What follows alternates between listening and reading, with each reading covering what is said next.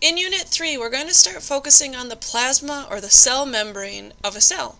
In LO1 here, we're going to look at what it's for and what it's made out of. Just a quick recap, remember that a cell is the smallest thing that can be considered alive, and the organelles inside do jobs. The cell membrane or the plasma membrane is one of these organelles, and the definition from a textbook, any textbook, would define it as a semi-permeable barrier that regulates what goes in and out of a cell. So that should mostly make sense to you. Maybe it all makes sense to you, but I bet some people are going to be stuck on the word semi-permeable. So let's start talking about the plasma membrane in more detail. First, we can describe the plasma membrane as a fluid and a mosaic. And so this model, called the fluid mosaic model, just describes what the plasma membrane is like. Fluid means that it's movable. So this is just a picture. Obviously, it's not a video, so you can't really see. But this could be waving around, kind of like floating, like rafts on a river. So the plasma membrane is actually movable. And what is easy to see in this picture is that it's a mosaic. A mosaic is made out of lots of different pieces. So you can see we have some purple things here that are proteins. We have cholesterol, glycolipids, lots of stuff that is attached on or goes through the plasma membrane. So again, we can describe it as a fluid and a mosaic, therefore it's called the fluid mosaic model. What exactly is the plasma membrane for? Well, in the last unit we learned a little bit about the plasma membrane. We said that it's a barrier, it regulates, like a bouncer, what goes in and out. So that is one thing, and let's take that a step further. It regulates what goes in and out by being semi-permeable. If you look at the picture below, I really like it. It's very simple, but it shows exactly what semi-permeable means. It means some things can get through, but not everything. The big stuff gets stuck behind. The other thing that the plasma membrane is for maintaining homeostasis.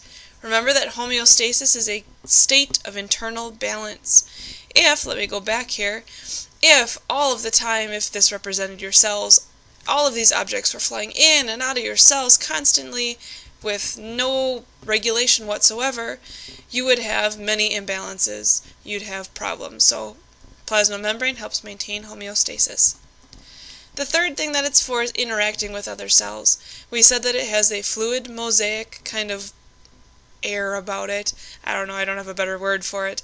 And so one of the things that can be stuck in the plasma membrane would be these glycoproteins, these carbs and whatnot, and other cells can recognize that, and it's a way for, like, example, your body to say, hey, this is part of my body, this is a cell that belongs to me, not a bacterial cell, so when you're sick, white blood cells know to attack bacteria instead of breaking down your cells. Those are the three functions of the plasma membrane. Now, what it's made out of. It's made out of what's called a phospholipid bilayer. A phospholipid is simply a type of lipid, a type of fat. You can see the pictures here. Two different pictures show they have these little round heads and then these little legs that project down into the middle. So you have these two layers that are facing each other. Bi means two.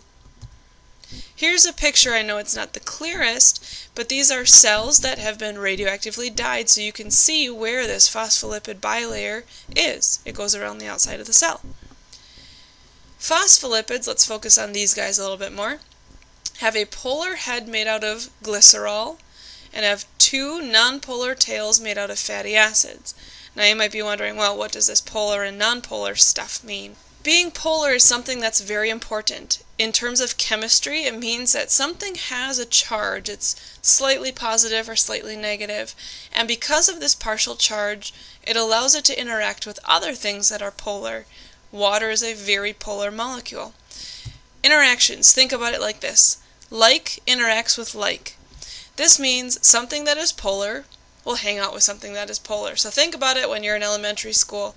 Girls tend to hang out with girls, boys tend to hang out with boys because they're afraid of getting cooties. Polar likes polar.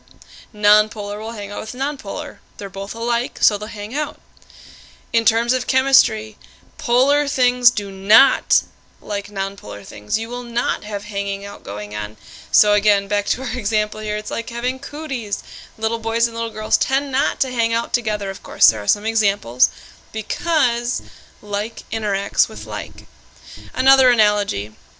Just like polar and nonpolar molecules, if you've ever seen West Side Story, the sharks and the jets don't like each other.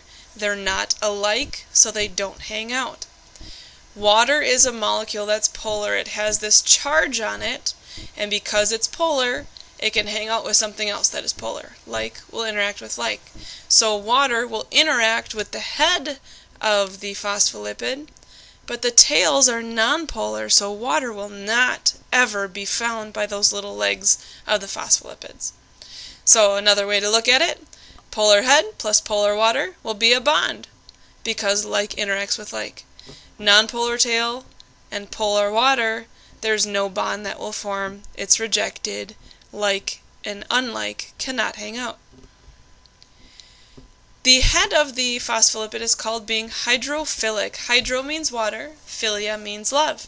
Because it's polar, and because water is polar, the head is hydrophilic or water-loving. The tails are hydrophobic or water-fearing, so they won't hang out with the water molecules. Okay, so now how does this relate back to the cell membrane? Well, when you have phospholipids, if you just took a handful of phospholipids and chucked them in a beaker of water, this is exactly how they would line themselves up.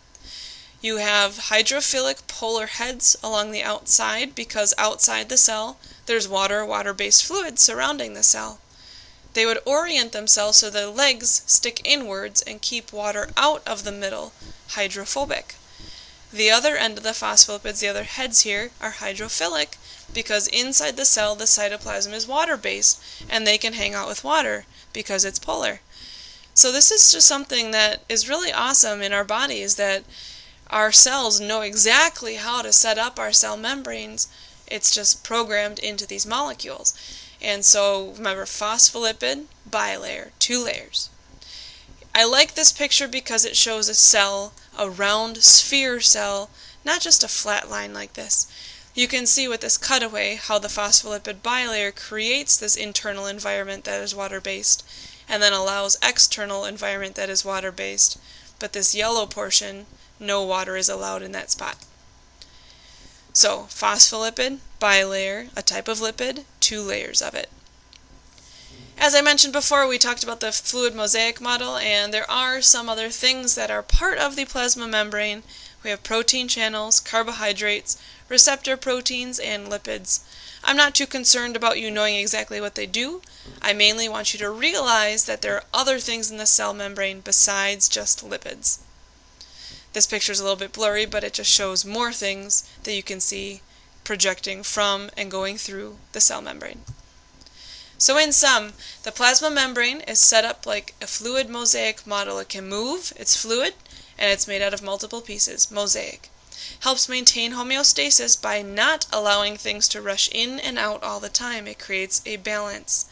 Made out of the phospholipid bilayer, and the way that the bilayer is set up, the heads are polar, water is polar, so they hang out, hydrophilic. The inside of the layer is nonpolar, hydrophobic, water cannot be there. Double check your note packet, see what's coming up next, and if you have any questions, please let me know.